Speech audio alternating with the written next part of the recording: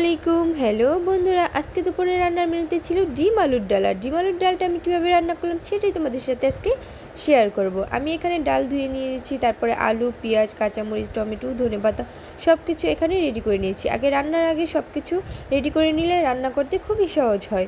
এই তো আমি এখানে রান্না করার জন্য প্রথমে কড়াইতে পরিমাণ মতো তেল দিয়ে দিলাম। তেলটা গরম হয়ে এলে এর ভিতরে পরিমাণ মতো পেঁয়াজ কুচি দিয়ে দিব। আর পেঁয়াজ কুচিটা আমি এখানে ভালো করে বাদামি রং করে ভেজে নেব। পেঁয়াজ কুচি ভাজা হয়ে গেলে এখানে আমি পরিমাণ মতো আদা বাটা দিয়ে দিব। আদা বাটা, রসুন বাটা দুটোই একসাথে ছিল আমার। তারপরে হলুদের গুঁড়া, মরিচের গুঁড়া এবং স্বাদ মতো লবণ দিয়ে দিব।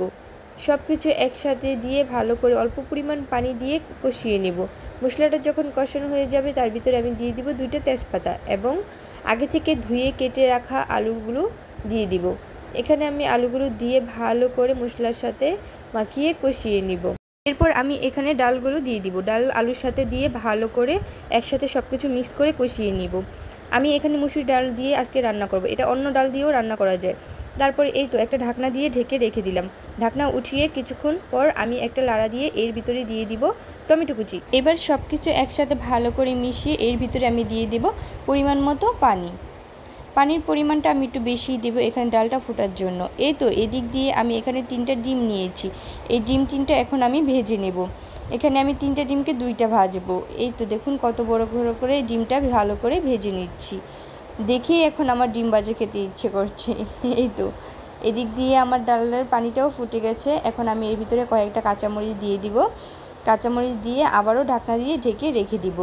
ওই পাশ দিয়ে আমার ডিমটাও ভাজা হয়ে গেছে। আমি এবার ডিমটা উল্টে তারপরে সুন্দর করে ডিমটা ভালো করে ভেজে এটাকে আমি এখন কেটে ছোট ছোট পিস পিস করে নেব। এরপর এক এক করে সবগুলো পিস নামিয়ে ঠিক সেমভাবেই আমি পরের ডিমটাও ভেজে নেব।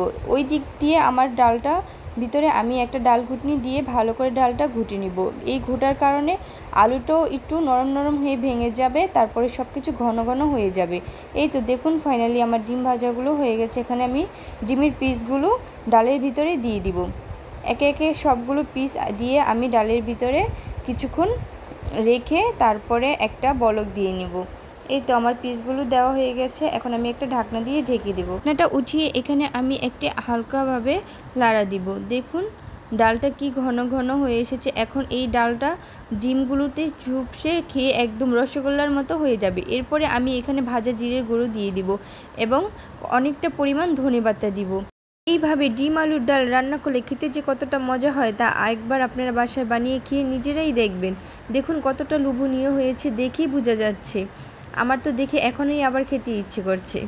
যাই হোক, আমার ভিডিওগুলো যদি আপনাদের কাছে ভালো লেগে থাকে তাহলে প্লিজ আমার চ্যানেলটা সাবস্ক্রাইব করে লাইক, কমেন্ট, শেয়ার করে আমার পাশেই থাকুন। আজকের মতো এই পর্যন্তই। সবাই ভালো থাকুন, সুস্থ থাকুন। নতুন কোনো ভিডিও নিয়ে আবার দেখা হবে। আল্লাহ হাফেজ।